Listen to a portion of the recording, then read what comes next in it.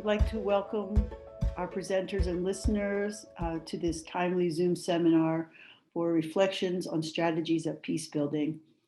Our aim is to present an exchange of learning experiences and also insight on the mechanisms of peace building, how it is approached, and what makes it sustaining. The topic of this discussion emanates from personal experiences in UN peacekeeping and peace building missions, but also our observations on the heightened discord, violence, and unsettling discrimination and lack of respect afforded to one another. We often think of peace building as a tool for follow-up to peace negotiations or a peacekeeping mission in a post-conflict country. But it's not always clear cut or an exact demarcation issue of when peacekeeping ends and peace building begins, because a country still is in the process of a transition to the status or the hopeful status of sustainable peace. Therefore, during this session, we will learn about peace building as an overarching concept for conflict prevention, reconciliation, reconstruction, institution building, and socio-economic transformation. Although traditionally peace building was limited to the next stage after peacekeeping, the strategies of peace building could be applied before the peacekeeping, which is usually about resolving violence and destruction. So often peacekeeping seems like the easier choice, deployment of troops and keeping the peace. But what will this do for the long run for sustainable and inclusive peace? Therefore, one of the questions we would like to answer today is, could peace building strategies be implemented before the necessity of a peacekeeping mission? We will begin our discussion with brief presentations from experts on their experiences and insights on peace building. We will then have a series of questions and some interactive discussion. And we hope from this program, we will have a deeper understanding on the possibilities and components of building a peace building mission, even in the United States.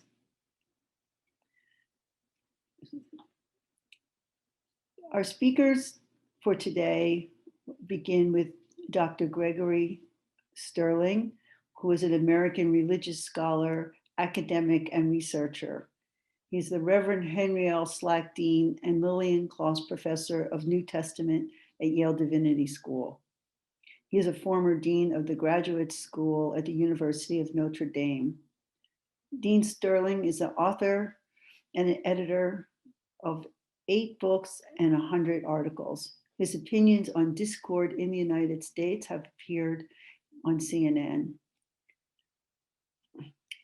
Our next speaker is Dr. Tracy Garrett. She holds dual doctorates in clinical and industrial organizational psychology from the California School of Professional Psychology. Dr. Garrett is a licensed psychologist who has over 30 years of experience in the field of mental health and has worked in a variety of clinical, school, government, and community settings. She has served the Goddard College Psychology and Counseling Program as a faculty member and is now serving as its chair. Her opinions today represent her own and not that of Goddard College necessarily. Following Dr. Garrett, we have Dr. Hank Yon Brinkman. He's the Chief of Peacebuilding Strategy and Partnerships Branch of the Peacebuilding Support Office in the United Nations Department of Political and Peacebuilding Affairs. Previously, he worked in the World Food Program, the Office of the Secretary General, and the UN Department of Economic and Social Affairs. He holds an MA in economics from the University of Groningen in the Netherlands and has a PhD in economics from the New School for Social Research in New York. Robin Lloyd is the co-chair for Disarmament and Ending War Committee of the Women's International League for Peace and Freedom. WILF was founded by women in 1915 to end the First World War, and it continues to be a leader for women, peace, and security. Robin is active in a number of similar projects in Vermont and is also a human rights activist. Dr. Abraham Joseph is an advisor for Grace Initiative and a co-founder of Development Goals Watch. Abraham is an expert in international economic policy and development and has served with the United Nations for over 30 years and also as an advisor for the Indian government. A highlight of Dr. Joseph's career has been an extended relationship with Timor-Leste as a senior advisor to the Minister of Foreign Affairs. Prior to this assignment, he was chief of the socio-economic affairs advisor to the UN mission in Timor-Leste. Dr. Laurie Johnston serves as the academic associate at the St. Egidio Foundation for Peace and Dialogue, and she is the associate professor of theology at Emmanuel College in Boston. Major General Michael Smith, who is retired, he is a member of the Order of Australia and has published articles and chapters on international peace and security. Currently, he is serving on the board of directors of the Institute for Economics and Peace, the Global Peace Index, and the Global Counterterrorism Index. He is a visiting fellow at the Asia Pacific College of Diplomacy at the Australian National University and an adjunct professor at the Key Center for Ethics, Governance, and Law at Griffith University. From 2012 to 13, he was the director of the Security Sector Advisory and Coordination Division of the UN Support Mission in Libya. He's also served on other UN missions, including Cambodia, Kashmir, Myanmar, Nepal, Timor-Leste, and Yemen. He's joining us today from Canberra, Australia. So thank you so much, Michael, for doing this. Our last speaker is Jack Karn. He is the program director at Jerusalem Peacebuilders. He is currently completing seminary and preparing for the Episcopal priesthood.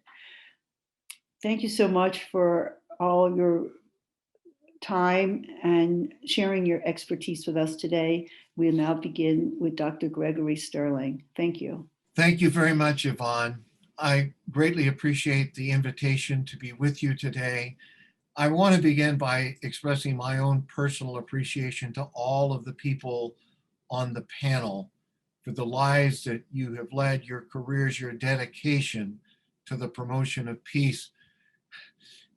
I sleep better at night knowing that there are people like you who have dedicated themselves to promoting peace in our world. And I don't want to let this opportunity pass without expressing my personal appreciation to you for your lives of dedicated service.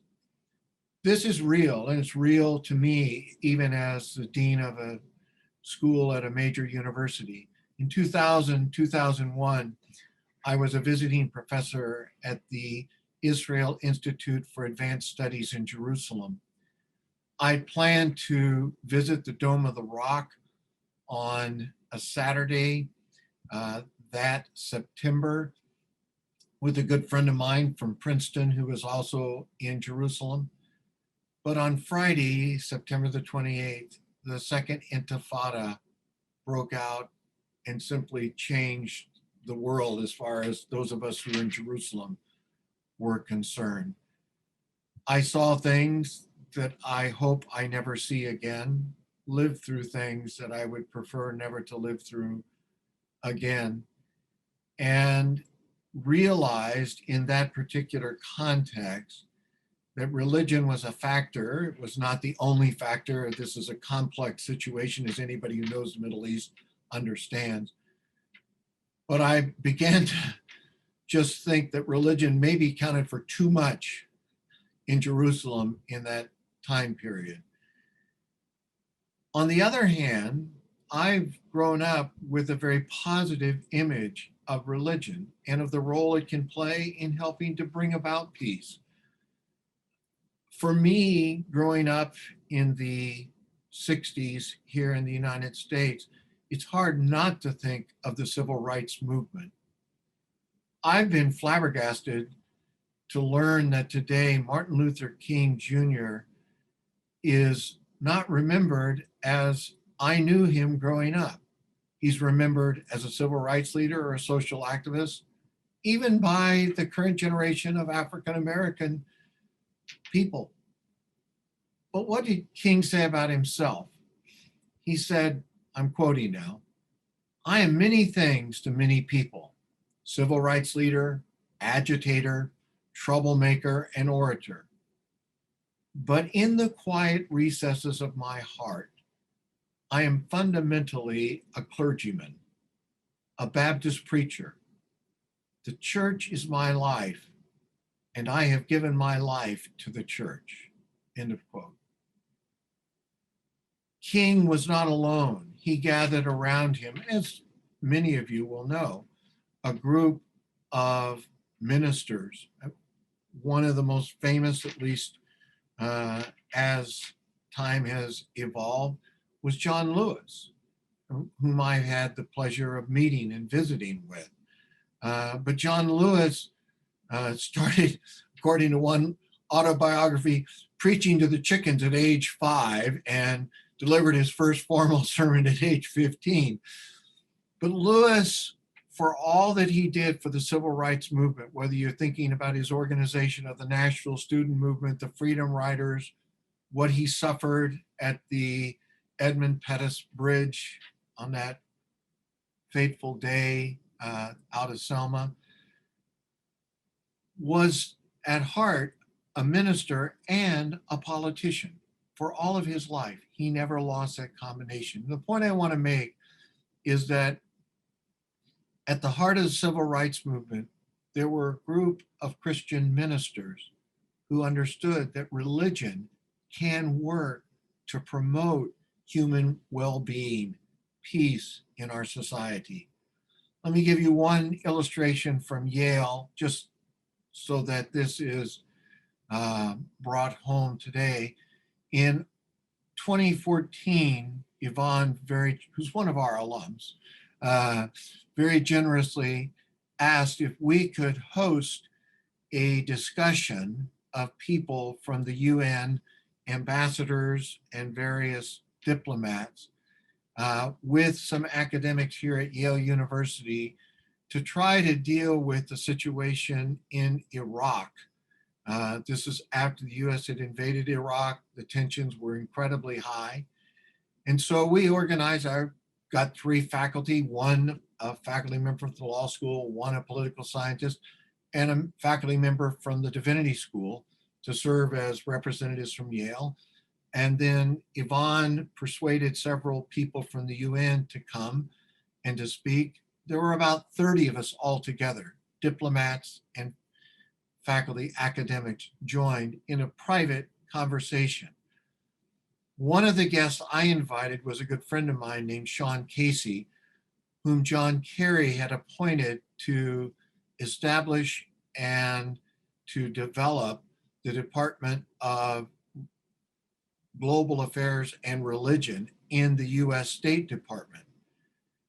And Sean very graciously came, and the result of this day's events, the greatest result, was that the US State Department developed a tie to the Grand Ayatollah Sistani in Iraq that had been completely severed after the US invasion of Iraq. And for the first time, the US government was able to talk to one of the most important and powerful people in Iraq who had enormous influence. And that wouldn't have happened had the Divinity School not taken a role and helped to organize this event. And while it didn't solve all of the problems of Iraq, it was a step forward. And so I offer it as a way of reminding all of us that religion is a factor that we need to take into account. It can work against us, and we've all seen examples of that, but it can also work for peace, and it can be a very powerful instrument to promote peace. Please remember that in what you do and in your deliberations. And I would also add as a little footnote that I think there also is a place for universities to make contributions by fostering conversations, sometimes public, sometimes private, that are not always easy to have in other venues. So I'll end where I began by saying thank you for your lives of dedicated service for the cause of human well-being. I'm deeply grateful. Well, Greg, thank you so much. I'm actually so deeply grateful for your ongoing commitment to peace and to hearing from different sides. In 2014, when I asked you, you said, sure. And we didn't even know where it would go, but it was about being a catalyst for peace. And that's the most important. And that's why I have maintained my relationship with the Divinity School, because there are always people there saying, yes, let's try. And let's find the threads of peace and see how religion can contribute to that. So thank you so much for your presentation, and let's keep working for peace. Our next speaker will be Dr. Hank Yon Brinkman, who deals with peace building strategies every single day as part of his work at the UN. And Henk-Jan, handing over this discussion to you. All right, thanks a lot. So I'm coming from perspective of the UN, and peace building in the UN has a very specific meaning, or in particular connotation, I should say. Peace building is often used only in relation to the Security Council, and that is a very limited way of looking at peace building, I think. And it certainly, I think, is in contrast to how peace builders in general see peace building, something that is valid to all countries, because conflict is inherent to all societies and is inherent to all human interaction and all human relations. It's about how you can make conflict not escalate into violence. And the management of conflict in non-violent ways is really the main objective of peace building. And there are basically three ways to handle conflict. It's through political processes of parliaments and etc. And that usually involves compromise in some way or negotiations. The second way is through judicial institutions and settle conflicts. And the third is violence. And the violence has a long history in human history, but actually violence has declined quite significantly if you look at the really long term. But the violence has been increasing actually over the last 10 years. And it has become much more complex. And that is a really something that we are struggling with every day. The nature of violent conflict is changing dramatically. The UN was founded in a situation where wars between countries was really the most predominant form of violent conflict. Now, wars within countries are the most predominant form of violent conflict. And during the Cold War, civil wars were mostly an issue of a rebel movement fighting against the government, usually as proxy wars between the Soviet Union and the US, and basically was around capitalism versus communism, to put it simply. And the UN was very good at ending those wars by putting two people in a room and negotiating a peace agreement, and then putting peacekeepers on the ground to implement the peace agreement. And that worked very well for some time, and in Central America and Southern Africa, etc. But after the end of the Cold War, we have seen a much more diverse and complex set of violent conflicts that have many more non-state armed actors. In Syria alone, there are more than 1,000. We have seen very complex factors driving these that go really across the spectrum, from economic grievances to political exclusion to fighting over natural resources. And we see that armed actors are using terrorist tactics and using organized crime ways to finance themselves. And we see connection to terrorist groups and organized crime groups. And we see external influences. We see a lot of more geopolitical actors, including emerging countries that are trying to expand their sphere of influence. And all these factors have made it much more difficult for the UN to apply their traditional tools of crisis management, and that is peacekeeping and mediation and using the good office of the Secretary General.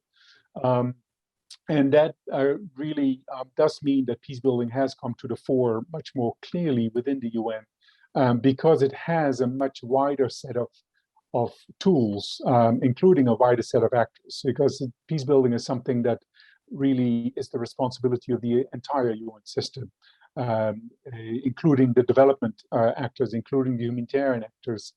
And that is, of course, also much more complex because it raises issues around coherence and coordination. But I do think we have made quite a bit of progress on that.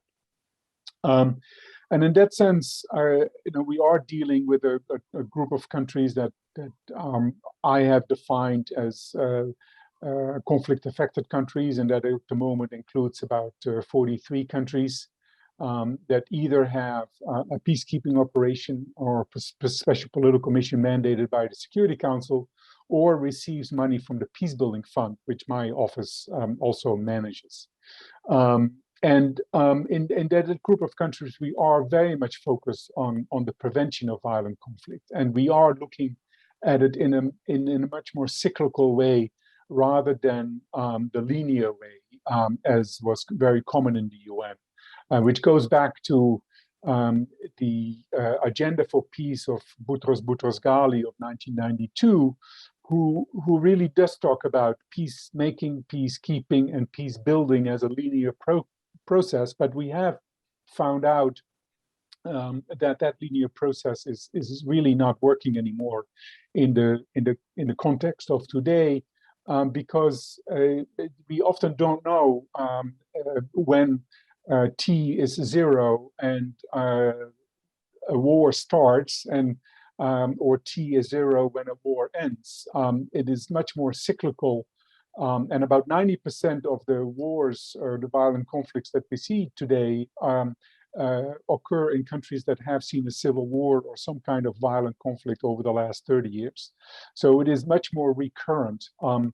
And so we have some important resolutions that were adopted in 2016 that introduced the concept of sustaining peace, that look at it much more as a cyclical way, and arguing that peace building is something that needs to be used before, during, and after violent conflict throughout the cycle of violent conflict.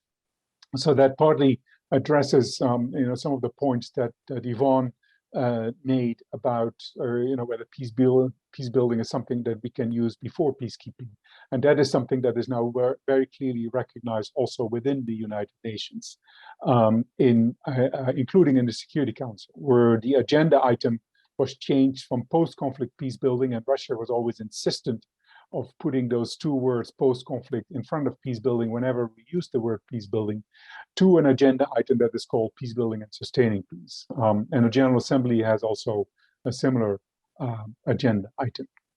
Now, I would leave it here, just to end with where I began, and to say that the methods that peace building uses in terms of creating dialogues, inclusive dialogues among different groups that are at odds with each other, to increase understanding and increase trust among groups, is of course something that can be used anywhere. And issues around reconciliation, around transitional justice, reparations, all these concepts that are very common among peace builders, is of course also very applicable in other countries, including this country, with a history of a civil war, but also in European countries. I mean, we have had various conflicts that have turned violent in Paris, in the suburbs, in Bristol, in England, in Gothenburg, in Sweden. We have seen riots in the street just a few weeks ago in the country that I'm from, in the Netherlands. And that does all have to do with grievances around inequalities around social or economic or political issues. And so a lot of the peace building strategies and peace building techniques and peace building tools are really pretty universal. Thank you. Thank you.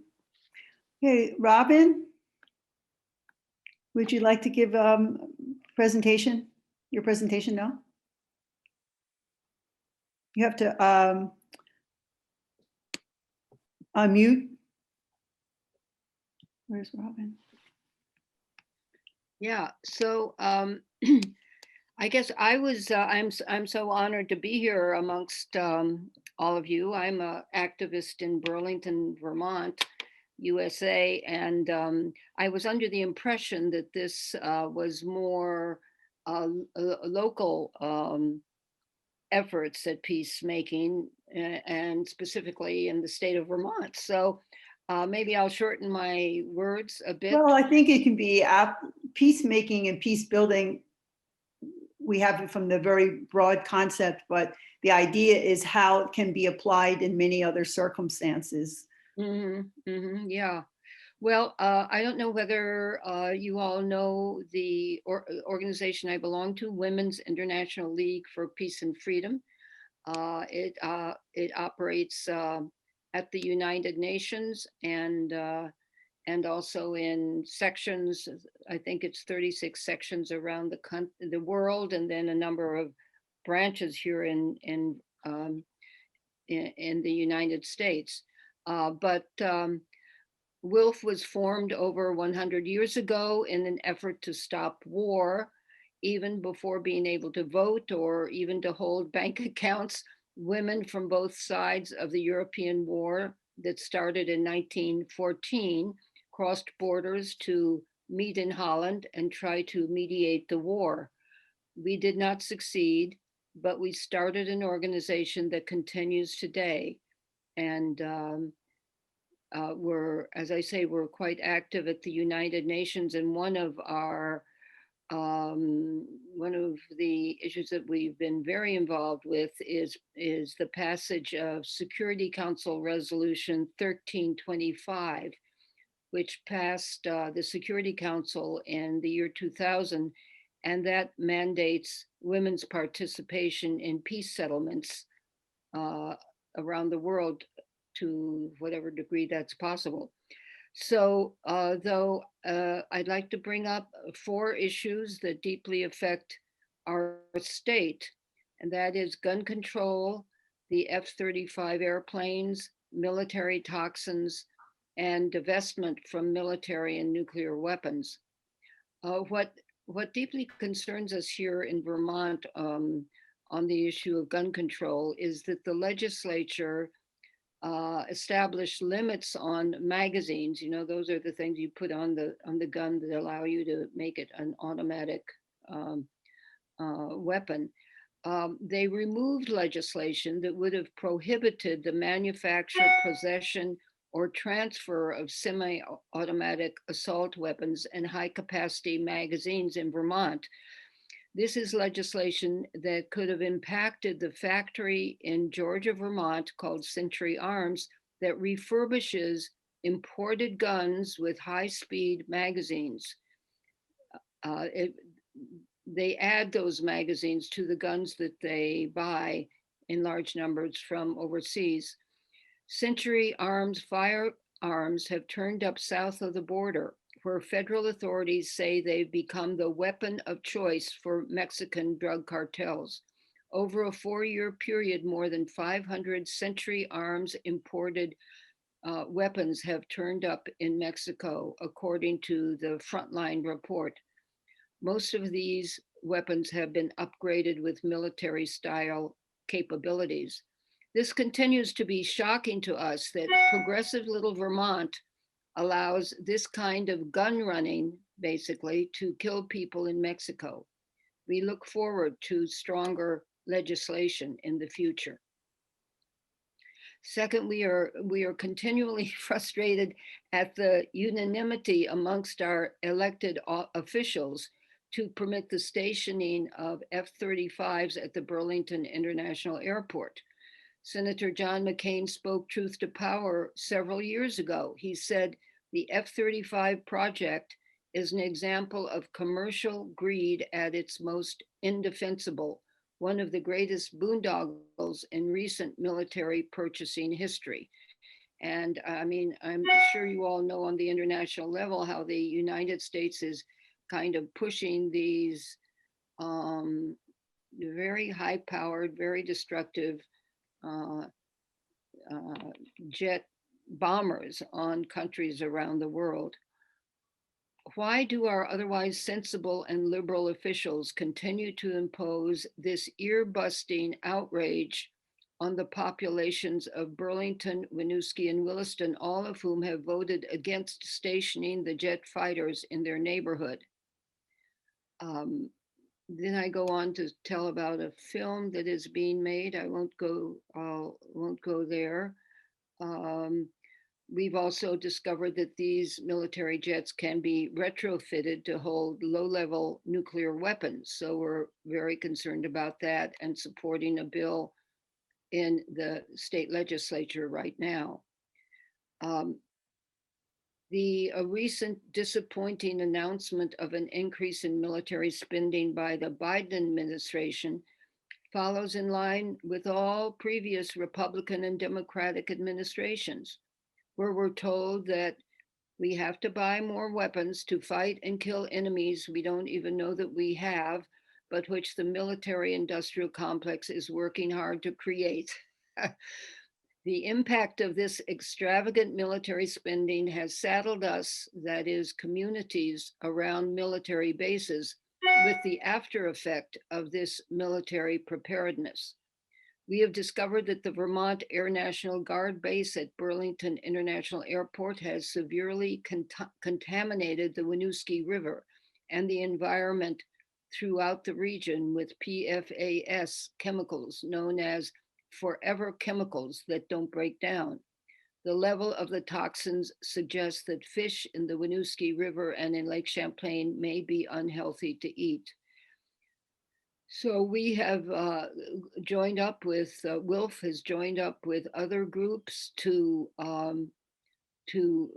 bring this issue to the public, and we have a bill in the Vermont legislature, an act relating to restrictions on perfluoroalkyl and polyfluoroalkyl substances, PFASs, and other chemicals of concern in consumer products. And that is in front of the legislature right now. And one of our people testified on that just yesterday. Then we have events coming up on Earth Day and a film, No Defense, a fascinating film, I haven't seen it, documentary film that documents the PFA contamination at a Department of Defense Superfund site in Michigan. So that is another event we're sponsoring here in Vermont. And finally, a few of us are working with other groups, Veterans for Peace and others, that is working to divest Vermont municipalities and institutions from their investments, their retirement investments, whatever investments in military or nuclear weapons. We have just begun on this with a number of groups. Our strategy is we endeavor to research the extent to which entities within the state and the state of Vermont itself have their investments tied to major weapons manufacturers, and to create relationships with investors and investment decision makers to allow us to work with them to see the wisdom of divesting from companies that profit from weapons and war. So contact me if you'd like to be part of this group. Okay, thank you. Thank you, Robin. I think that you gave actually a very compelling reason that peace building is a good alternative before you would need the peacekeeping deployment. If more positive peace building strategies were in place. So thank you so much. And you can send to us the link to the films that you just discussed. Okay. So I think, Michael, you're a good person to follow up to Robin's discussion. Michael is a Major General, retired from Australia. So Michael, would you like to give your presentation? Thanks, Yvonne. Good morning. Well, from me, it's a very good early morning here in Canberra, in Australia, which is why I'm dressed the way I am. Let me make a few observations, and then I want to finish on an issue called positive peace, which the Institute for Economics and Peace is promoting. But first of all, could I say I really agree with what you said, Greg, about the importance of religion, and also with you, Henk, about the complexity of peace building, which seems to be getting harder and harder. And also, Robin, I think I really agree as well with the importance of addressing issues locally, which is one of the key issues that needs to be done. I was surprised that you didn't raise a fifth issue that I thought you might be looking at locally, and that might be lethal autonomous weapons and the killer robot campaign that's going on, because I think lethal autonomous weapons is a real worry for us all. I'm by nature a very optimistic person, and I think to be in this game you have to try and be optimistic. But I've got to say I've never been more pessimistic in my life, and as I look at my young grandchildren now, I'm really worried about the future because not only are there so many different types of violence across the world and that, but it seems to be happening at so many different levels. And I'm just at that stage of my life probably where I'm a little bit disappointed in where our governments are at the moment in terms of international peace initiatives. And I really feel for the United Nations. I'm a strong advocate of the United Nations. I'm a past national president of the United Nations Association in Australia. But I have to say that I don't think the United Nations has the wherewithal at the moment to really move forward in the way that I had always hoped that they would. And this is not a criticism of the Secretary General. It's really a product of the organisation itself and how it's stymied and not funded to do what it should be doing. And so you get wonderful people really trying their best, but finding it very difficult. Don't get me wrong, I'm not saying we should do away with the United Nations. And maybe the change of US administration might help to renew it a bit. In answering your question that you raised, Yvonne, at the start, can you have peace building without peacekeeping? The answer is, of course you can, but not always. And that's really my first observation, that every situation is unique. You can't template something from one place and just transport it to another. And that means that the people involved in peace building in a particular location or scenario need to be really cognizant of the factors at play in that location. So, for example, we tried the United Nations tried, because of the restrictions from the international community in Libya, tried to do peace building without peacekeeping, and it failed miserably. And that's really, it makes me want to say that it depends on what phase you're talking about in peace building as to the approach that you have to take. To be quite frank, I think that in terms of conflict resolution or the process that you go through, you can have a peace agreement. There was no peace agreement in Libya, by the way. We went straight into elections. And of course, elections without a peace agreement and without security sector reform having been agreed just meant that the people who didn't get elected stymied the process of peace. And so Libya's continued in that state. Timor, by comparison, was much more clear-cut. The former power withdrew. There was no local power heir apparent to take over, and the UN filled that role until such time as elections could take place. And during that period, considerable effort was put into security sector reform and into peace-building initiatives that would allow Timor-Leste to survive. And I would say somewhat against the odds. There were setbacks, but it worked there. But that was a combination of peace-building and peacekeeping working together.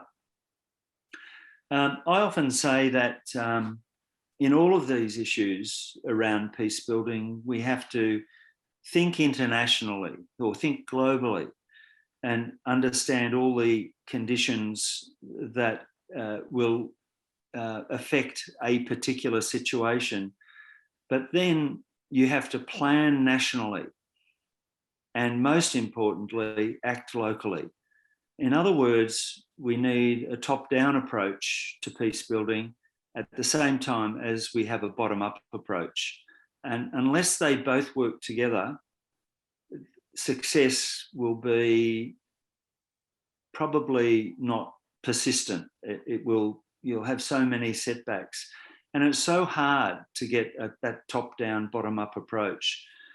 So what do I mean by a top-down approach? Well, in a conflict situation or a country coming out of conflict, the first and most important thing to do, and I agree with Paddy Ashdown here, is that some type of rule of law needs to be established very quickly. And that normally means some type of peacekeeping force of some type. And that type of force might be very different depending on the location, and it might be comprised differently too. But why that is required is that the most important thing in those situations is to be able to protect the population. It's to be able to allow civil institutions to start being reformed and to grow. And so security sector reform, which the United Nations speaks about a lot and has some good policies on security sector reform, but it's not really enacted very well around the globe. And then the bottom-up approach is to allow civil society and civil institutions to really get started and to grow and to strengthen and to promote leadership through all the groups. And through all of this, there needs to be endless discussions taking place and inclusive discussions. I remember in Libya, as the head of the sort of security sector division, trying to get the nascent government to bring in militias, to talk to militias, was impossible. They just wouldn't do it. And yet the militias were the ones with all the weapons. They were the ones that were in control in local areas. And sometimes the government had to go and get those local militias, pay them to try and restore peace. Yet there was no effort to bring people in. There was no effort to really develop a national security strategy by listening to people and bringing them in. By contrast, in Yemen, when I agreed to go to Yemen to advise the special advisor there, they had done all that. And this is a great irony in Yemen. The reason I accepted the post was because they had a national security plan that had been fully agreed by everyone, including women and youth. It was a major achievement. And I read this document, and it had been brokered brilliantly by the United Nations in Yemen. And the week I arrived, the Houthis took control, put people under house arrest, and the whole thing fell apart. And after staying there about a month, I just said to the UN special advisor, I said, I can't do anything here. It's just until such time as this, so I'm going home. And I did. And we all know what's happened in Yemen, and the international sort of involvement in that conflict, as well as the local involvement. So in Yemen, in Libya, there was really no effective top-down and bottom-up approach that worked together. And it's difficult work, this peace building. It is absolutely complex stuff, and we need to be able to think outside the box where we can.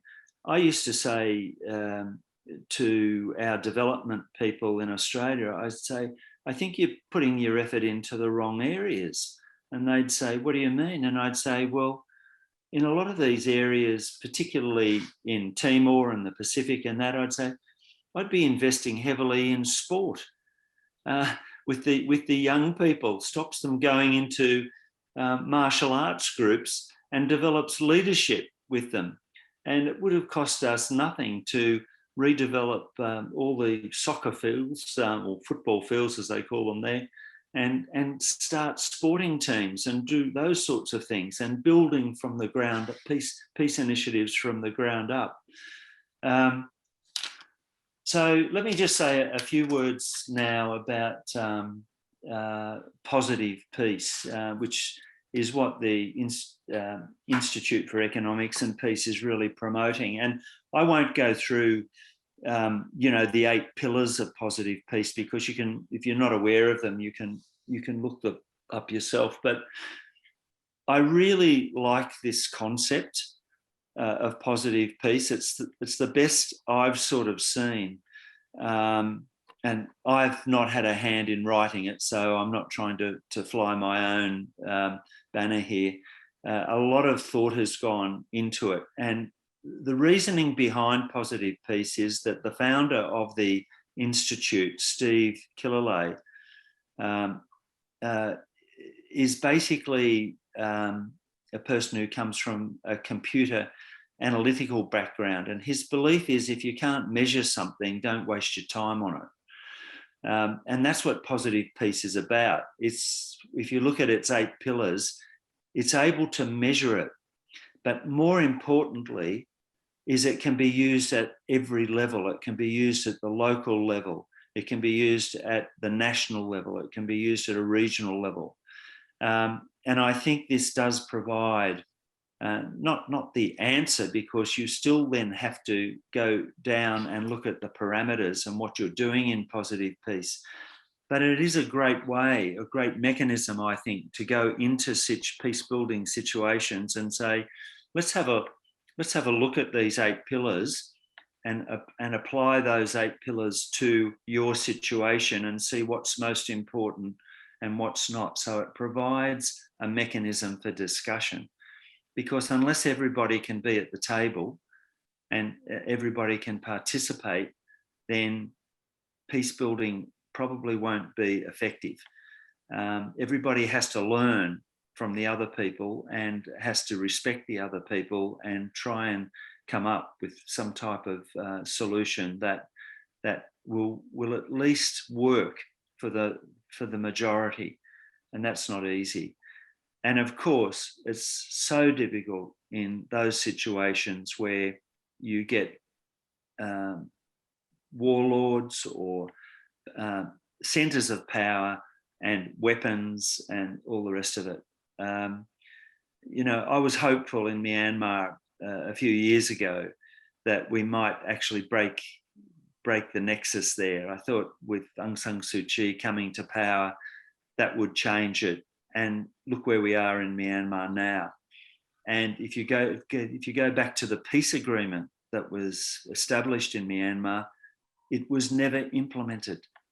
So a wonderful peace agreement, not implemented. And this is where we are today in Myanmar. So the other great thing about positive peace, by the way, is that what underpins positive peace is systems thinking. It's all about systems. It's all about connectivity. And so if you're not familiar with it, you just go online and you'll find Google positive peace and it'll all come up. So, but I think it provides a useful mechanism to move forward. I think I've spoken enough, and I'll pass over to the Northern Hemisphere. All right, so I think we're going to go next to Abraham, then Jack, then Laurie, and hopefully we can have 10 minutes of some interaction. I know that we'd like to finish by 4 o'clock. Okay, Abraham. Yes, my presentation will be on developmental aspects of peacekeeping and peace building. And of course, my background, as mentioned by Yvonne, is as an economist all throughout my life. But I have been on a peacekeeping mission also in Timor-Leste, because in fact, I was asked to help in advising on developmental issues, that is advising the government as well as the UN system that is working in Timor-Leste. The past experience has shown that fragile and conflict-affected countries tend to fail to achieve economic growth without mastering the challenges of security and stability. Further, in order to attain the socio-economic goals, those countries have to ensure that peaceful yet vibrant democratic governance take deep root in the society where the people express their concerns freely and have their basic needs satisfied promptly by the authorities. In other words, there will be no development without peace, while it's also true that there will be no peace without development. Measures to create jobs and income generating opportunities are often fundamental elements of the post-conflict recovery and reconstruction programs. For individuals and communities, regular income from jobs and small-scale business activities can provide the means for survival and rehabilitation from war weariness.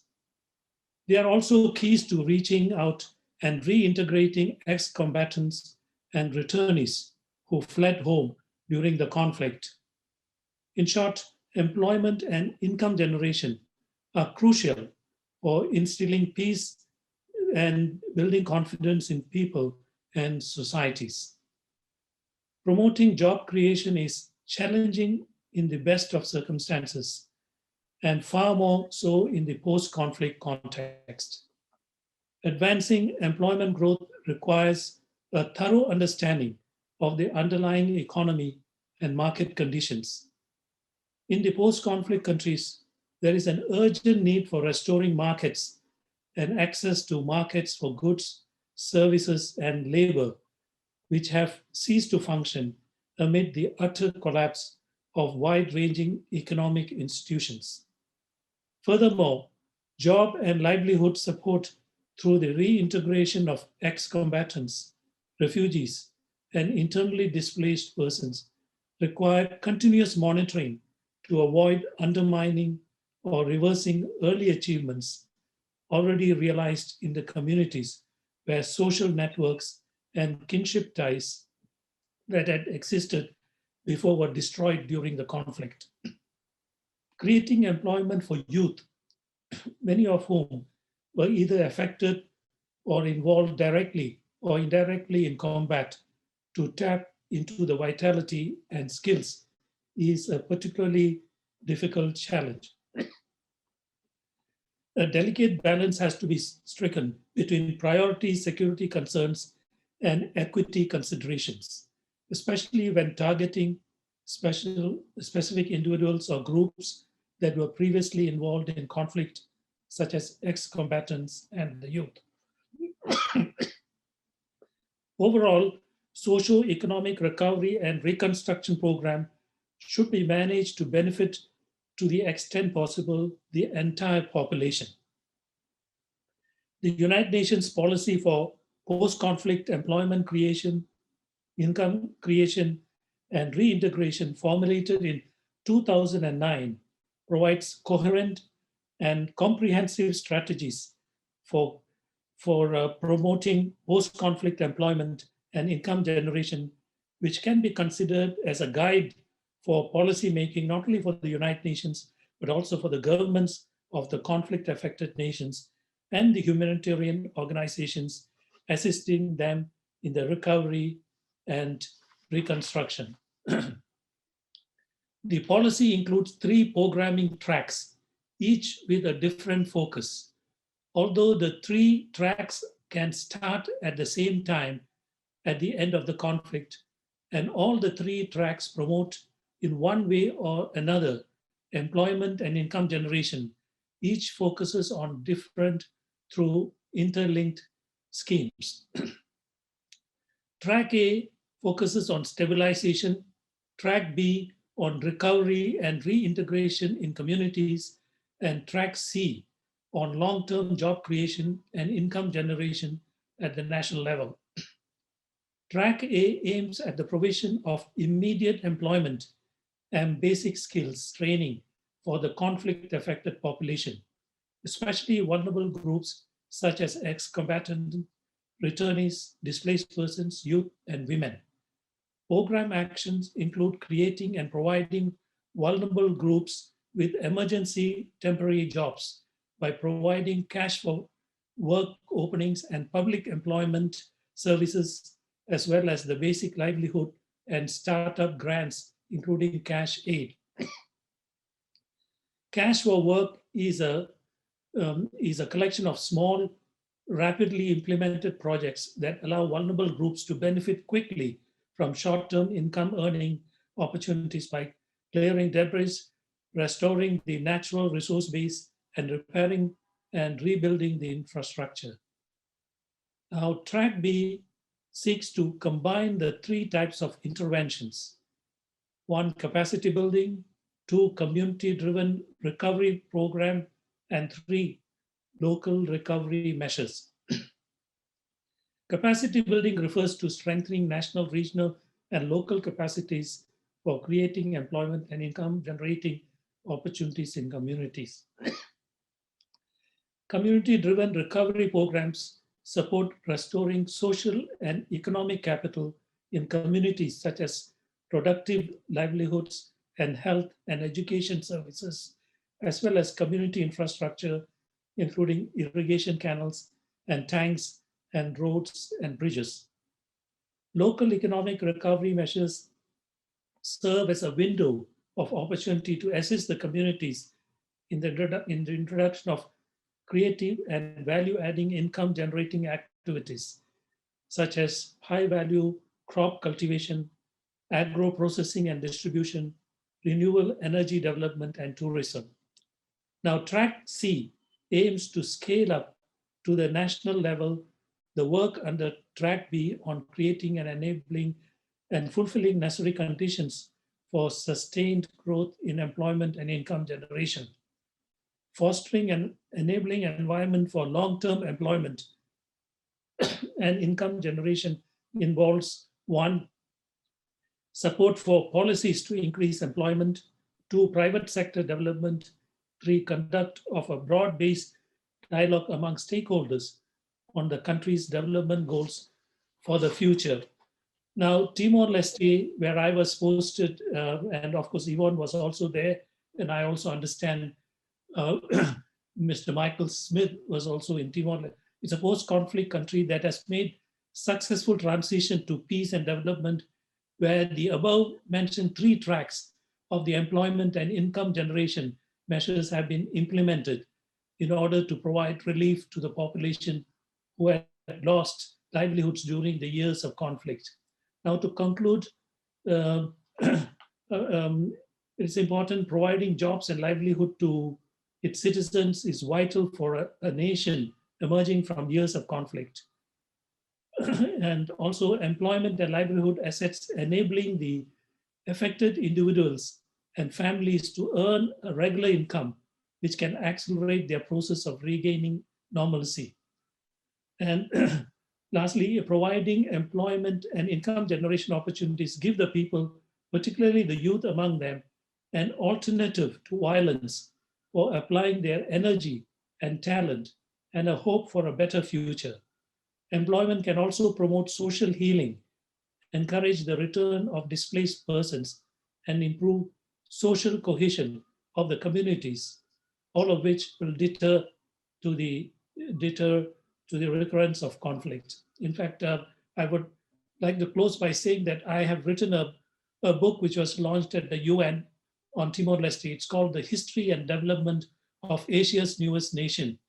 And it is published by the Lexington Books publisher and available at amazon.com and most of the publishers. This book is available, and it's being taught also in Harvard University as one of the reading material. Okay.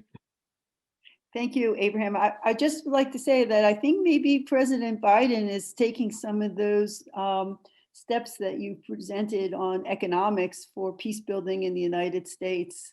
Seem kind of very similar in some respects. So thank you. Okay, Jack, would you like to give us some insight to Jerusalem Peace Builders, please? Sure, absolutely. Thank you for the opportunity. It's great to be here with you all.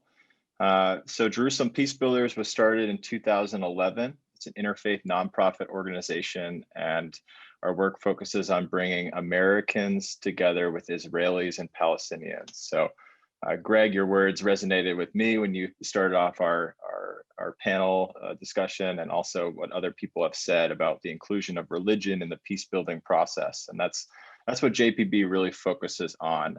Israel-Palestine is a place rich in religion and culture. And for us, it's to ignore religion and how we approach peace building would be an entire disservice to actually constructively contributing to a peaceful resolution or transformation of the Israeli-Palestinian conflict. So JPB is grassroots. Our work focuses on education, primarily with young people, teenagers from about 9th through 12th grade. We have an active alumni program. We teach in over 30 plus schools in Israel and also in the West Bank, as well as also having US programs here in Houston, and then some up in New England around New Haven, and then in Vermont, where our executive director lives. I'm based in Houston, Texas. In 2016, we started our in-school programs. Our first one was in the old city of Jerusalem, in the Armenian quarter. So a fateful start there. And we also offer summer institutes or summer programs. And that's where we started. And then the in-school programs came second. And that was really to develop a year-round program to engage youth. A lot of the research in the field was pointing to these intensive transformational summer programs that Israelis and Palestinians were participating in, and yet they would go home to an unchanged society and reality. And the transformation they had experienced in their programs like Seeds of Peace in Maine, or Kids for Peace, or Jerusalem Peace Builders, and several others in the field, that transformation or that change was lost, and they would regress back to old ways of thinking because the society as a whole was enmeshed in those paradigms. And so JPB started in-school programming as a way to offer year-round opportunities for young people to stay engaged in this sort of education, leadership development, conflict resolution, interfaith understanding, peace building programming. And so now we have 5 summer institutes. For youth, we also have one for adults. That's called an Excel Institute. We learned that, of course, there's so many other constituencies besides youth to work with. That's where we started, but we wanted to always expand. And so we started working with teachers. We work in the Israeli Ministry of Education. We're recognized by the Israeli Ministry of Education to teach in Israeli schools, Jewish and Arab schools in Israel. And that allows us to not only work with thousands of Jewish and Arab students in Israel, but also to work with their teachers. And so we primarily focus on working with English language teachers, and also a track in the Israeli high school system called just a diplomacy major for 10th through 12th graders, and bringing those teachers together to combine English language pedagogy with peace building curriculum and how to bring the two into the classroom. And that's one way that we approach systemic change through education, as opposed to just offering leadership programs and offering summer programs. That engaging teachers will allow us to reach so many more students and families than previously before. As a nonprofit, those programs bring in income, but also we offer pilgrimages as a faith-based organization, bringing primarily American Christians to the Holy Lands to not only participate in a traditional Christian pilgrimage in the Holy Lands and the holy sites, but also so that they engage in the work of JPB and then can bring that experience back home, share it with their communities, advocate about the work, and also support the work. So that's one way that we sustain our work as a nonprofit, especially during this time. We're an interfaith organization, as I said, so the work is interfaith, the participants are interfaith. In our programs, what that looks like is having religious education led by an Episcopal priest, a Christian priest, and a Muslim imam, and a Jewish rabbi who will come in and obviously lead those religious services that correspond to each week. Juma prayer on Friday, Shabbat services, Friday, Saturday, and then Sunday worship for Christians, and connecting their message to the themes of peace and leadership and the call for young people to step into that place of being. I'll say two more things that support our conversation. There's a very robust peace building field in Israel-Palestine. There are many nonprofit organizations that work in the field and do many of the things that have been mentioned during this discussion. Michael, there are several sports organizations that are active. So that, using creativity as a way to engage youth and adults in different ways is very active in Israel-Palestine. Yet we still have not been able to bring the parties together at the top level. So it's very interesting to look at these different levels, what's being done, and what are the results, or what are the impact, and why is there still this disconnect between bottom-up approaches and top-down approaches. JPB's approach is education, long-term social change, that with the view that by working with young people in 10 or 20 years, they'll be in positions of power and leadership, where they're in positions where they can make decisions that are going to affect positive social change and peace among Israelis and Palestinians. The other part is Americans. Americans are involved, obviously, because of the United States' role in the Israeli-Palestinian conflict, before as a multi-partial mediator, and sometimes that's shifting toward more one side or the other. Partnerships are really crucial for our work as a nonprofit organization. And that is also about bringing together like-minded organizations into, I guess, small consortiums of groups of organizations doing similar work, so that we can work more closely with these other partners to hopefully affect and grow our work outward and affect more change in the peace building space in Israel-Palestine. I'll share two more things. Our work involves cross-cultural spaces, but also unicultural spaces or uninational spaces, such as working just with Palestinians, because there's so many intercultural peace building issues that need to be dealt with for Palestinians, but also for Israeli Jews. And so that there's programs that are cross-cultural, cross-border, but also within one group or another, and the work that needs to be done there, whether it's Christian, Muslim, or different spheres of Judaism, etc. So it's inspiring work that, as you can see, this is an example of some of the science and research that you all are doing, and advocacy that you're doing, that JPB listens to and receives guidance from as we do this amazing grassroots work. So I'll stop there. Thank you. Thank you. Lori. Yvonne, can I say one shameless word? Yeah. The CEO and founder of that is a graduate of Yale Divinity School. Yeah, Yes, I he know. is. He's also a Vermonter. Yeah. Yes. Thank you, We're Greg. like connected in all different ways. I'm hoping we can have a little bit of discussion, because I really think this bottom up, top down is really kind of the clinch here of peace building.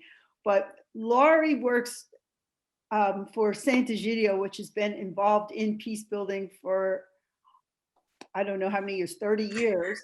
Long time. A long time. I learned about Sant'Egidio when I was working on a peacekeeping mission, and the peace agreement started to fall apart, and the opposition decided that maybe they didn't want the peace anymore, and Sant'Egidio was brought in. And so Laurie, Sant'Egidio is an organization that is also considered many times for the Nobel Peace Prize. So Laurie, would you like to discuss? Sure, Sant'Egidio? thanks. And maybe now is not the moment to mention that I'm an alum of Harvard Divinity School, but we'll just set that aside for the moment. We're all about peace here, Laurie. Right. I wanted to start just by, first of all, thanking you, Yvonne, for raising this question about, okay, what does all this peace building stuff internationally have to do with our situation in the United States right now? Because I think it's actually a wonderfully humble thing that we need to do as Americans, and saying, this is not just a problem out there, we have this problem too. And we need to be practicing peace building here. It's a kind of a strange question for me to think about, though, because Sant'Egidio is such we have a very small footprint in the United States, and have been mostly involved in Africa, really. And right now, the biggest effort is an ongoing peace process in South Sudan that's been able to revive the talks and broaden them in a way that we hope will be productive. So a couple of thoughts. As I think about, what the US needs right now, there's an organization that I admire that actually has some things in common with Sant'Egidio. It's called Braver Angels. I don't know if any of you all are familiar with it, but it's doing really remarkable depolarization work in the US. One thing I'm struck by is that when they have dialogues between people on various political points on the spectrum in the US, they don't actually call them dialogues. They call them debates. And they do that very intentionally because, peace-oriented people like you and me are very happy to have dialogues and, and kumbaya sessions and talk about the beauty of peace. And that is a big turnoff, especially for people on the right in the United States, who think that's probably going to just be a really dishonest conversation. Whereas a debate allows people to bring their whole selves and all of their beliefs and be frank about what is really going on and about the differences that exist, because peace building doesn't work if it's about papering over differences, right? So I've observed that and recognized some similarities in the way Sant'Egidio works, because even though we are a Catholic organization that is very serious about praying for peace, we organize interfaith prayers for peace every year that have often been a jumping off point for dialogue and peacemaking in a variety of different places around the world. So prayer is very important, but somehow Sant'Egidio manages to marry this focus on prayer and spirituality and really almost idealism about peace with a very frank realism, where what happens most often in a situation like the one Yvonne described, where a group is pulling out of peace negotiations, typically Sant'Egidio's method is to go in and say, look, here's your goal. Here's what you're doing. That is not going to lead to your goal. What you're in right now is a herding stalemate. Here are some concrete steps you can take to get out of that herding stalemate and actually achieve your goals in a way that doesn't involve violence. Because it's our belief that for the most part, there are very few people that really would like to stay in violent conflict, and most often it's pursued by people who think they have no other option. So if you can demonstrate, look, there's another option for achieving your goal, that's one of really the most important steps. So how does this all relate to the US? It's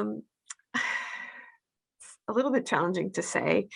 I do think there's room for some honesty about differences, including about religion in the United States. I think some of the most divisive issues do relate to religion and the role of religion in American political life. And so I think there's a real space for religious people to speak frankly and for a broader range of religious voices. I have a number of different issues in mind. Certainly religious liberty issues are a big one and are very decisive. And there's a real need for religious people to come out and say, no, we aren't advocating for religious liberty just because we want to be free to discriminate against people. So that would be one example of what I'm talking about. And then another way in which I think Sant'Egidio's experience might be instructive for the US is that we tend to talk a lot about history. Sant'Egidio was founded in Rome. How can you not think a lot about history when you're based in Rome? And we've had a series of conversations recently about the way the present moment is similar to the wars of religion in the 1600s that were triggered by the rise of the printing press, really. And in a similar way, so much of the division in the United States is triggered by the rise of the internet. That's clearly where political polarization is coming from. And so thinking about our information diet and finding ways for people to engage outside of the echo chambers that we are living in, which is kind of what Braver Angels is doing a really good job of. That's really important, but also stepping back and saying, what brought an end to the wars of religion in 1648, right? The Peace of Westphalia. What was that? That was really just a very pragmatic agreement that using violence to achieve our goals is not working, and so we're just going to stop. It was not even a principled peace agreement in a way. It was just sort of okay, this is not working, let's try something else. So that is my sort of simple takeaway, I think, for us now. I'll stop there, Yvonne, so we have some time. Much.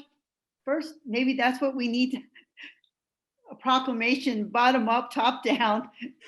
This isn't working. Could you spell the name of your organization? Sure. So it's St. Giles in English, but since it was founded in Rome, we use the Italian name Sant'Egidio. S-A-N-T. Everybody. Yeah, here. And emails.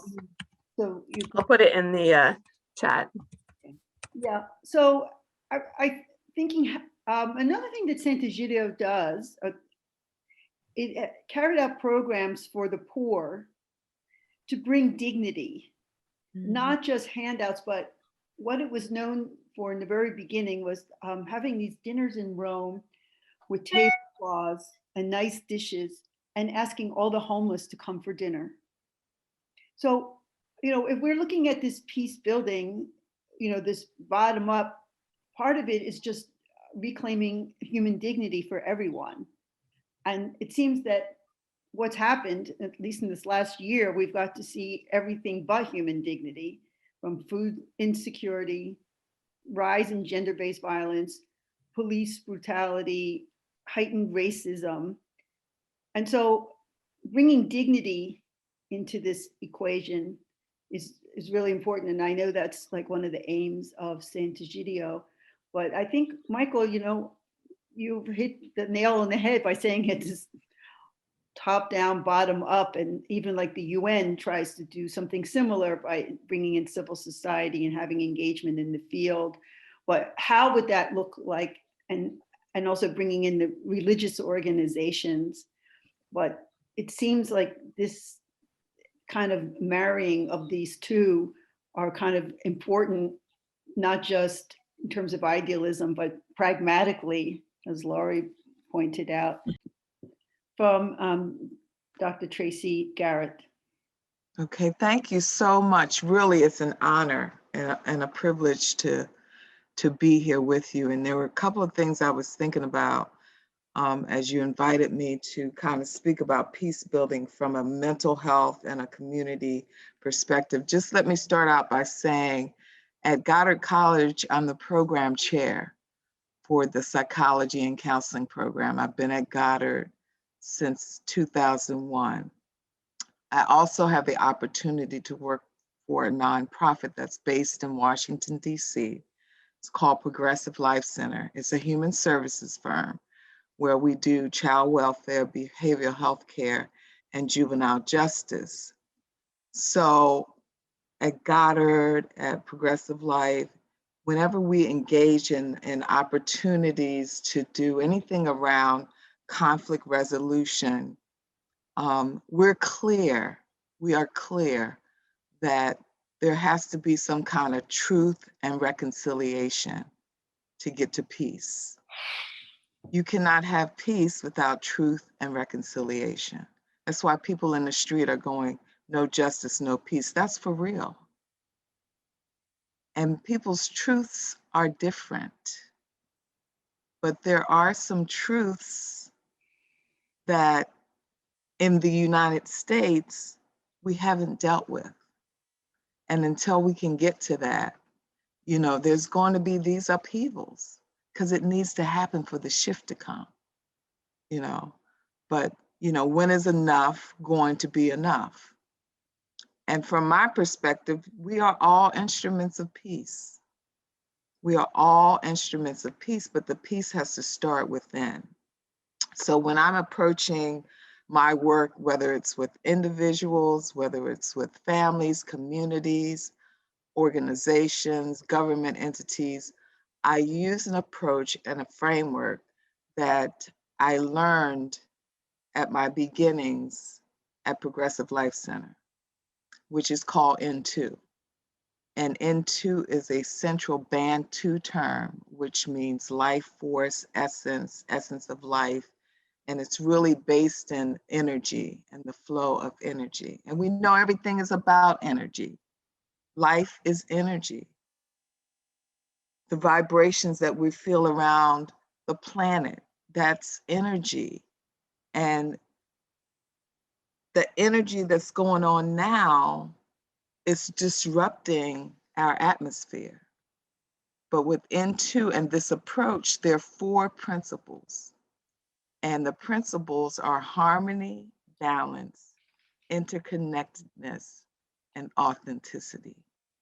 And that's how we get to a place of peace, by being in harmony, first with ourselves and then with those that are around us.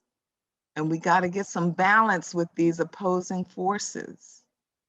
You know, we have to get things back in a balanced place where we can respect one another again. We don't have to always have the same values, but we should respect one another's values and not always be in conflict like that like we are now. I mean, again, this had to happen. Interconnectedness and seeing that we are all interdependent on one another. Things can't happen in other parts of the world and not affect us here. They do. Whatever's going on in other parts of the world also impact us here in the United States. That's the interconnectedness. And authenticity is just being real and genuine and knowing our truths, whatever that truth is. And we have to get to that for ourselves, to have peace within, and then that peace kind of vibrates out. And for me, I have seen transformation in individuals, families, communities, organizations that I worked with at Goddard College because I have promoted and used these principles. They become a part of how I interact in the world. They become a part of how others that I teach these 4 principles to, and the organization I work for, that we teach our clients and we teach our consumers and families these principles, we see the transformation. The same with Goddard, our mantra, come as you are, leave as you want to be, because we're accepting of where you are, the space that you're in. That's how we get to peace. Really, one person at a time, and one person knowing what peace means for them and what it is for them, and moving in that way with others. Wow, thank you so much. Thank you. Yeah, it was very thought-provoking. Okay, thank you. Any comments from the gallery? How would we go forward if we were taking some of these, taking the information that everyone has pointed from the local to the high level of the Security Council? Go ahead. Jack, you should go first because I know you have to leave at. Oh no, I'm just saying goodbye to everyone. I'm sorry, Okay. I must depart. Okay, well, thank you so much for your participation. It was great to learn more about Jerusalem Peace Builders, and we'll try to circulate information to everybody about the respective organizations. Thank I you. look forward to it. Bye-bye, everyone. Bye. So, I mean, one thing, is interesting. I work for about 10 years in peace building, and I've always had trouble explaining exactly what I do to my family. But lately, my family and friends have become much more interested in this, and I think there is something brewing in the United States that is really is a moment in time where more fundamental change is possible, and you can see that not only the kind of things that the Biden administration is able to do, but also long before that, in terms of young people on the street. I mean, certainly the protest after the murder of George Floyd was really significant in terms of the diversity of people showing up. It wasn't just African Americans and Black people or people of color in general, but it was really something that touched a nerve.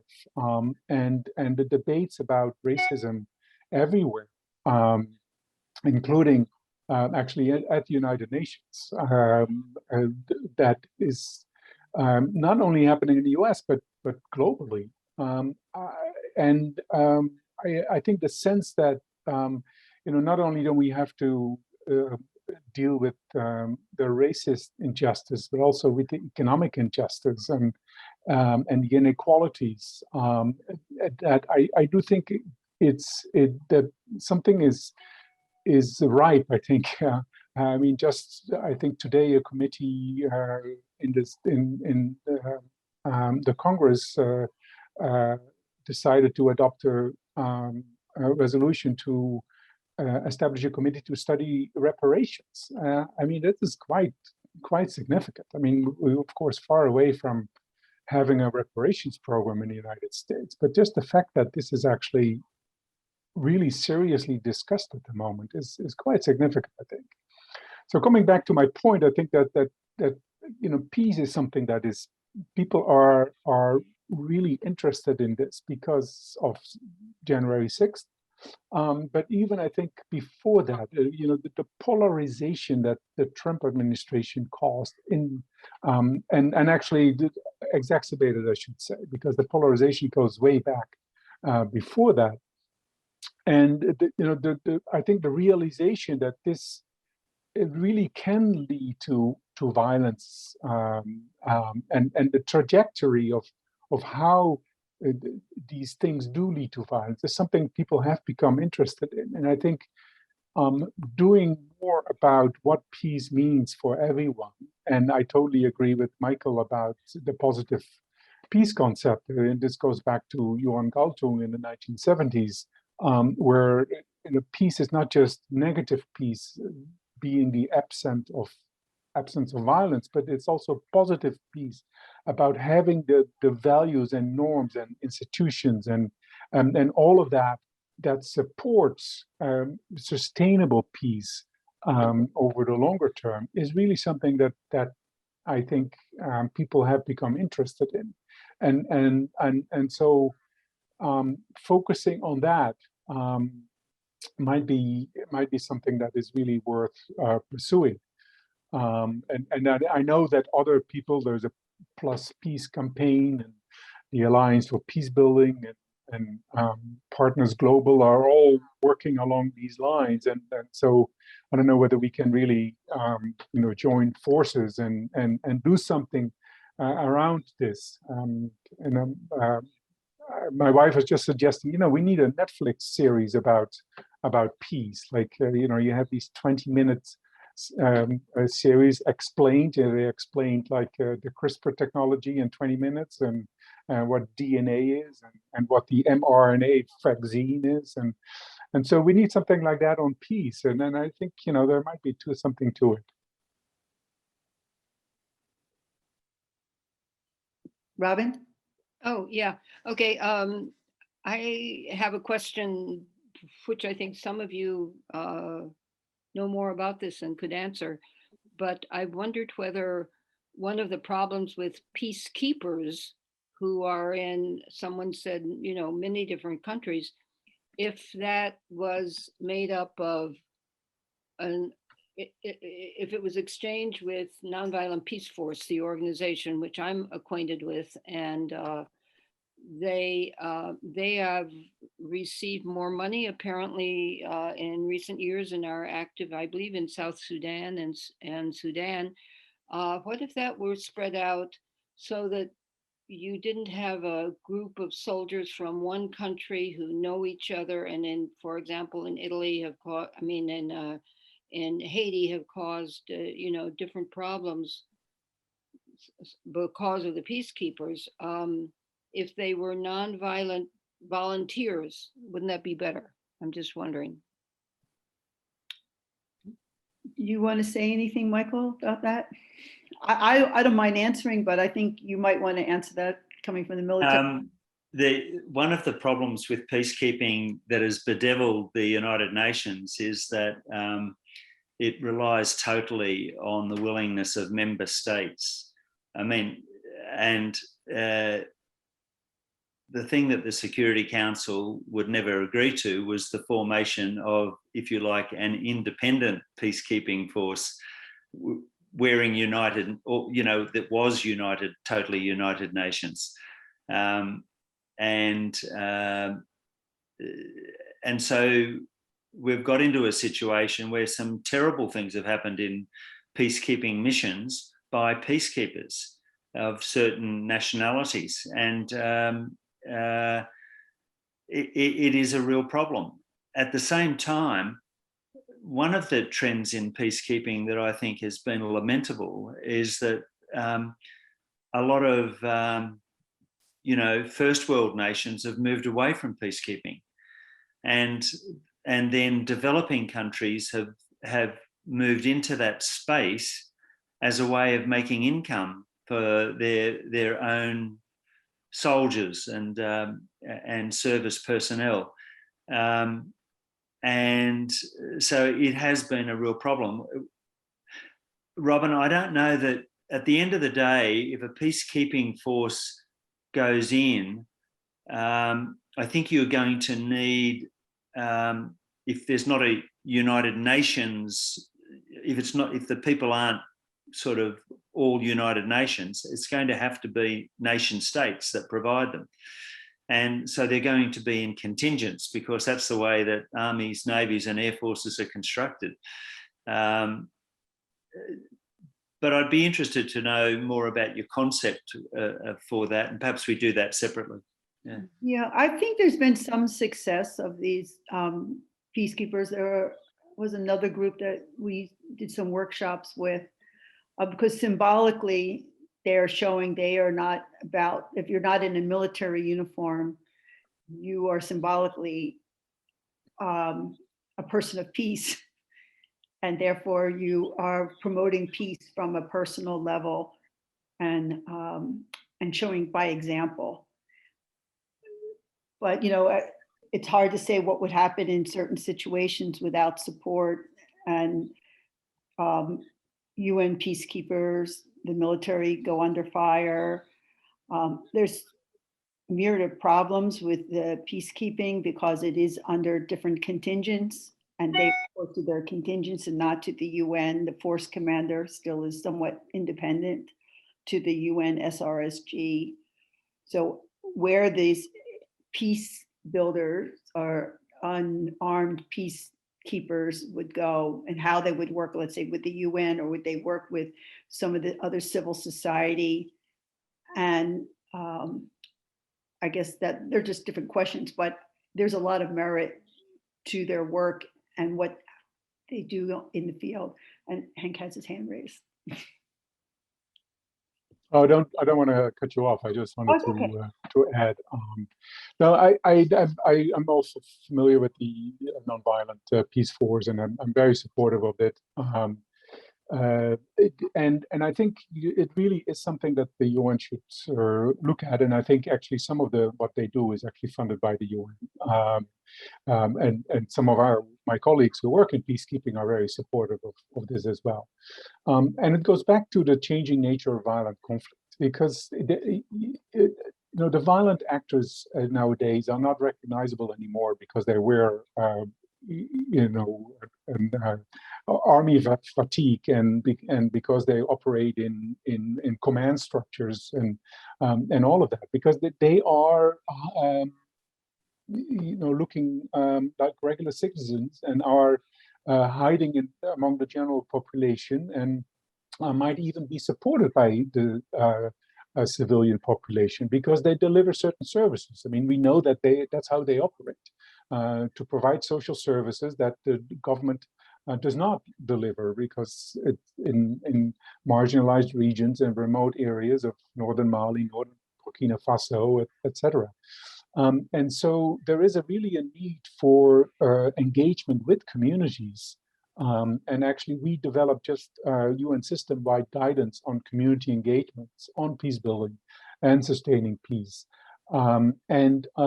Because that's the way I think that we need to move towards, because the information about the conflict dynamics and the grievances within societies are really within the communities. I mean, we cannot pretend that within the UN that we would ever be able to achieve that kind of knowledge and expertise and history and that the local population, the communities have. So I'm fully supportive of this nonviolent peace force concept of using community leaders and communities themselves to do this kind of work. And it's also recognized in some of the reviews that were just done of peacekeeping operation that in asymmetric warfare situations where you have terrorist groups and extremist groups, and the UN is a target in itself. I mean, and look how many colleagues of mine have died in Mali. It's astonishing. That kind of environment is very difficult for peacekeeping operations to operate in. So we need to look at other tools and other instruments to reach our goals.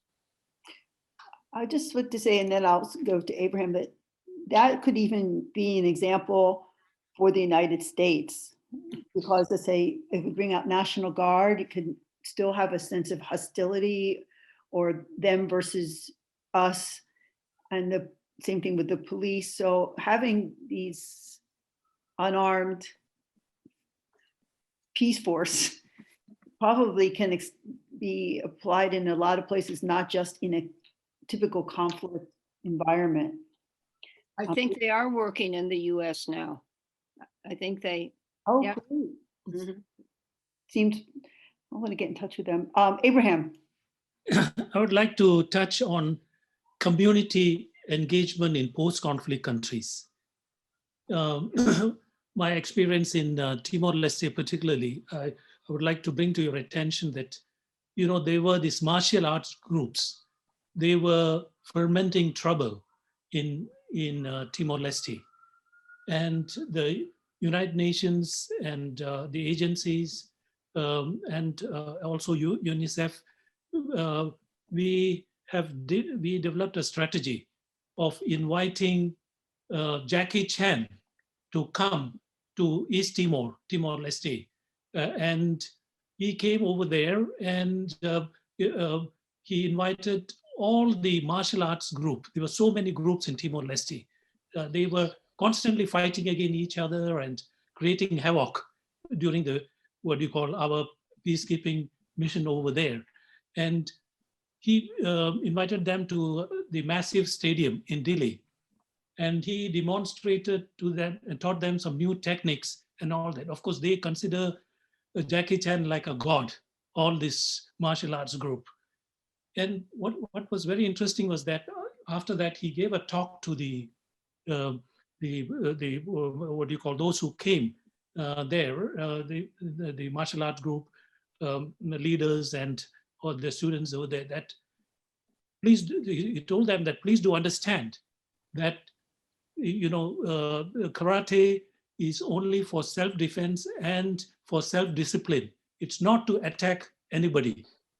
And and if one is to attack, that is not karate, and that is they should be disqualified from the group. So they listen to what Jackie Chan said. Of course, whatever he says, and they just absorb it. And what was very interesting was that since then, there have been a decline. There have been a decline in the group fighting, especially they were fighting between their groups, between the villagers, and they use this martial arts to attack each other. So I just want to say that this is one point I want to bring to your attention, that one has to have a strategy to see the different, what do you call, the community groups. And then the other thing which I was also involved was to, what do you call, to empower the women NGOs. Of course, in the urban areas, women NGOs, you know, they know the responsibility, they know about human rights. But when you go to the villages, rural areas, they have no clue about human rights. They no clue about, you know, how to have a, what do you call, a healthy diet, the importance of education, all that.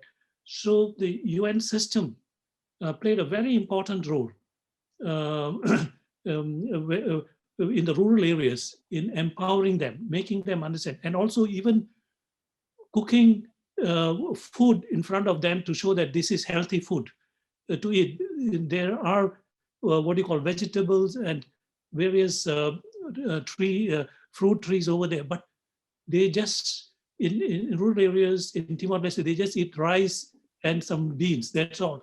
They don't eat any protein and stuff like that. So this was even taught by the UN system to the NGOs, especially the women NGOs. So what I'm trying to say, and then the other aspect is that there have been violence, especially what you call gender violence. And here again, I was also involved in this activity that we got Jose Ramos Horta to call a meeting, and where it was decided that the last month of every month when they get salary, you know, all the liquor shops should be closed, you know. So this was also implemented in East Timor when we were there. So what I'm saying is that we have to look into the different components in the country. It's not just having just a single strategy. You have to look into the different components of the society. I will just stop here. I have more things to say, but I will just stop here.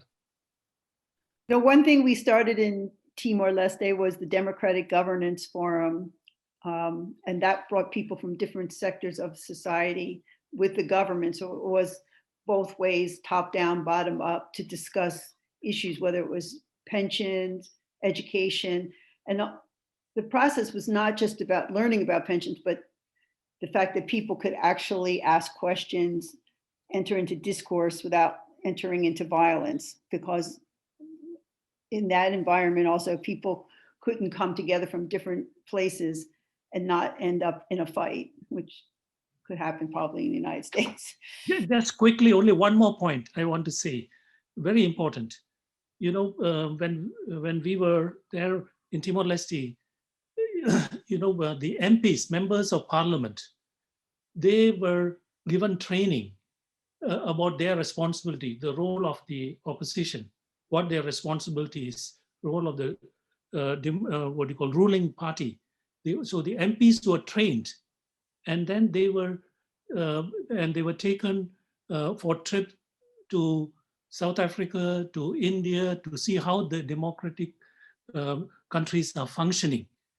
So this has helped to broaden their vision of the members of parliament, and it has done some you know, very good help in them in what you call in their parliamentary proceedings.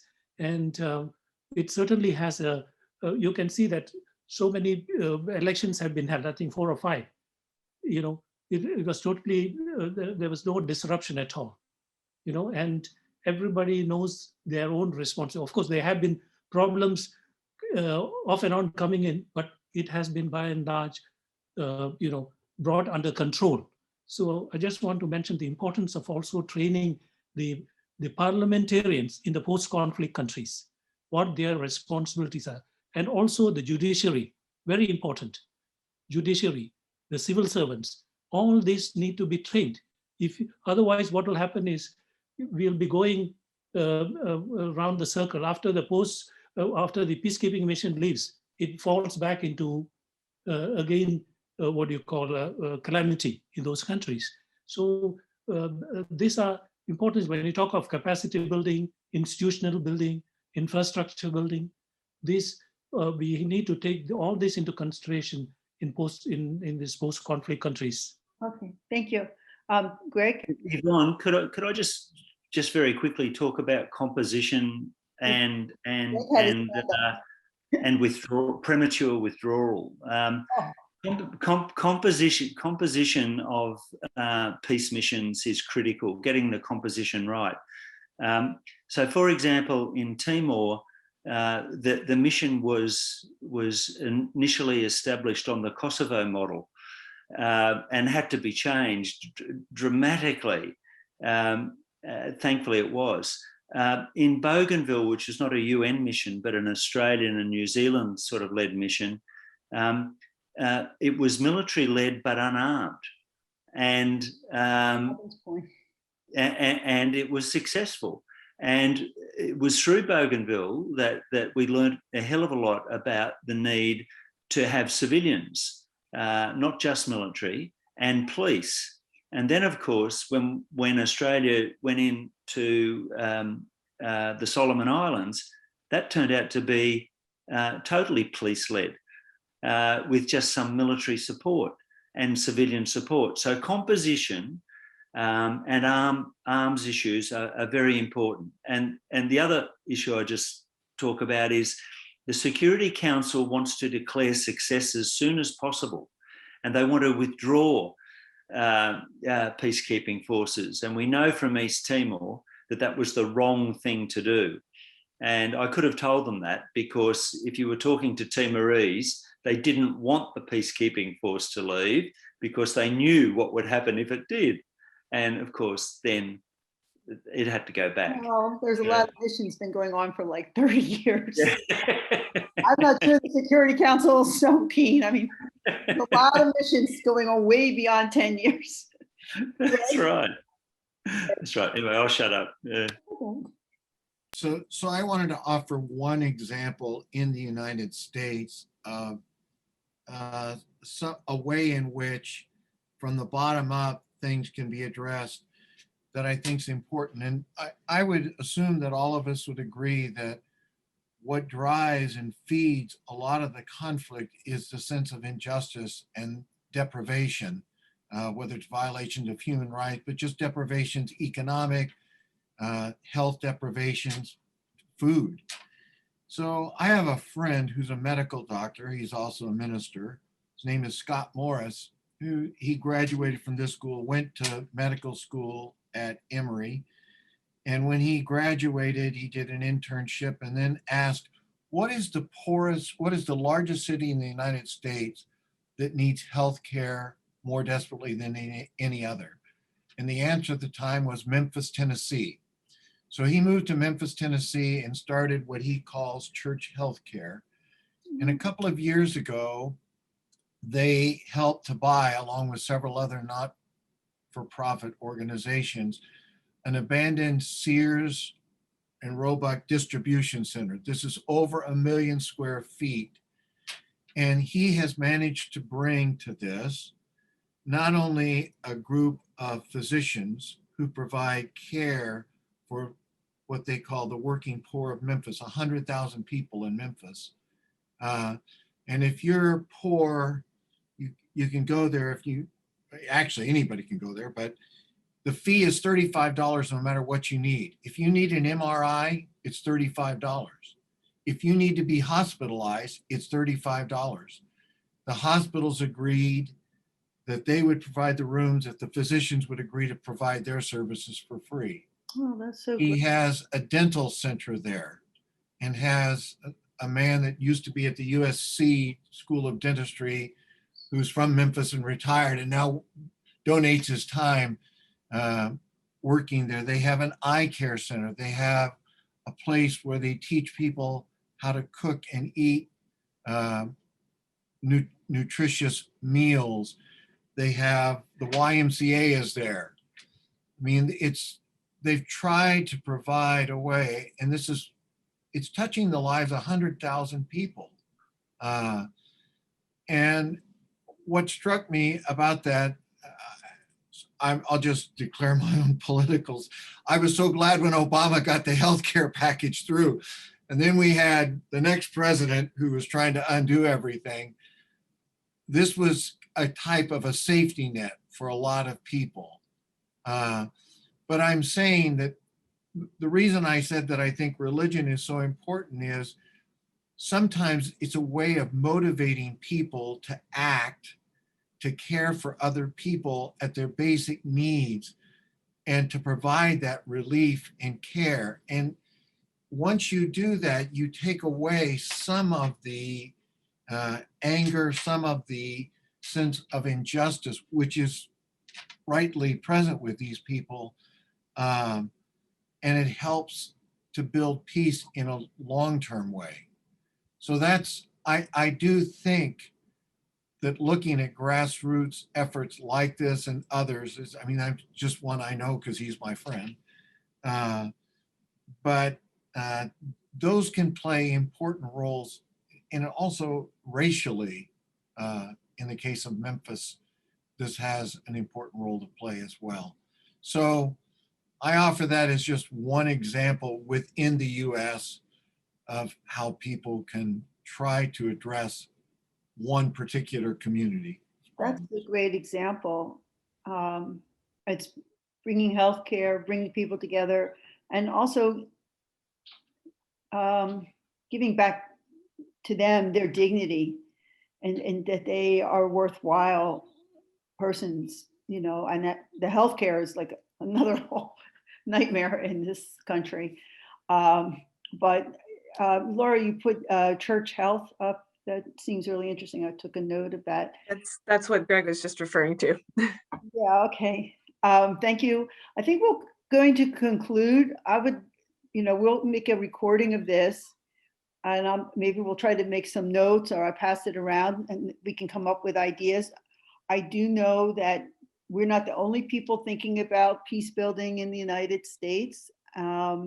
There are several groups, even in Washington. So there is a momentum, and there's a realization, as has been brought up today, that more and more people are discussing that peace and peace building is important, and it's not just something conceptual, it's a necessity maybe. And oh yeah, Braver Angels, that was another one. I also heard of them. So I want to thank everybody. This is going to go on a local Vermont cable TV. We'll air it twice a week over a period of time, and it will go on the YouTube, their YouTube channel, which I will provide to everybody. And I would really like to thank you so much for your time and your insight. And let's see what we can do. Thank you. Okay. Well, thank you.